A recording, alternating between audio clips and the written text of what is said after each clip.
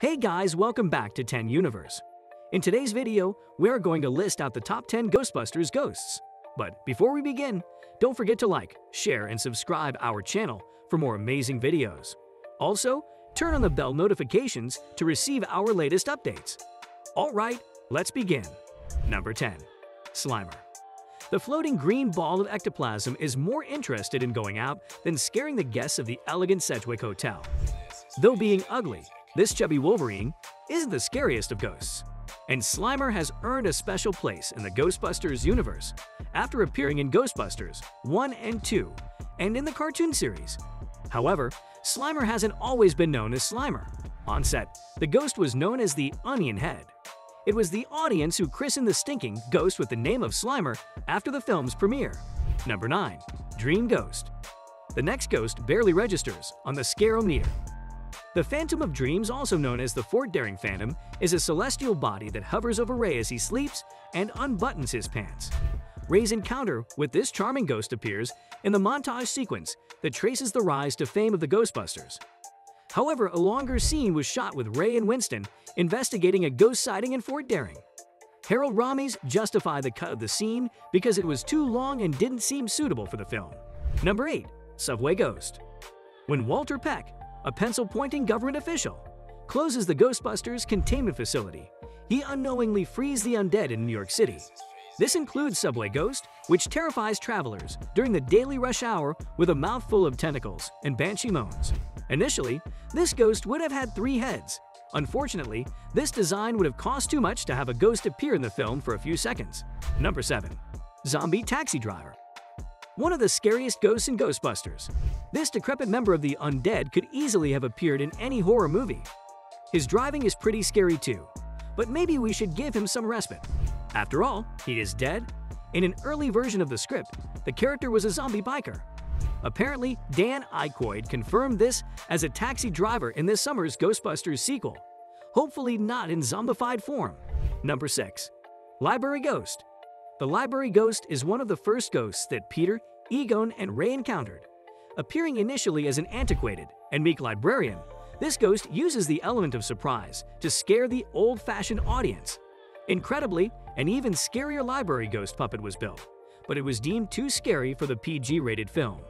This version of the puppet, however, lived a life of sorts in the afterlife when it was revived for the original Scary Night. Number 5. Vince Clortho, the Keymaster. Vince Clortho, the Master of the Keys, is one of Gozer's 2 demonic servants who look like dogs.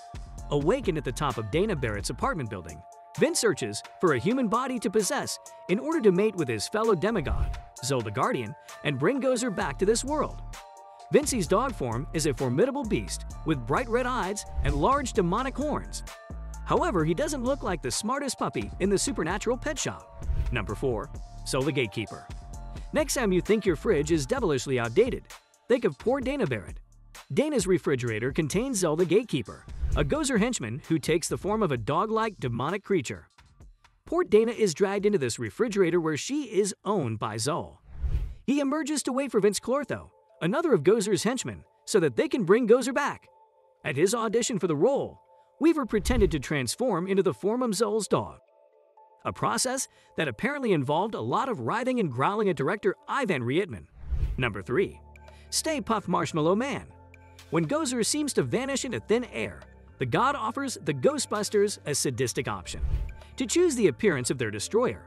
Unfortunately, Ray chooses Stay Puft Marshmallow Man. After all, he thinks his choice is something that could never, ever destroy us. Little spells terrify like a 30-meter marshmallow crushing everything in front of it with the destructive joy of Godzilla in a sugar rush. The only way to roast this marshmallow is for the Ghostbusters to go through the streams of their proton packets, an ending that was only decided halfway through the shoot. Number 2. Gozer the Destroyer. Despite narrowly missing the top spot, Gozer the Destroyer is definitely one of the most terrifying enemies the Ghostbusters have had to defeat. This ancient god has all kinds of insane powers, including the ability to shoot lightning from his fingers and interdimensional travel. And like any supernatural raider, Gozer has several boss nicknames, including Gozer the Gozerian, Gozer the Destroyer, and Gozer the Traveler. Number 1.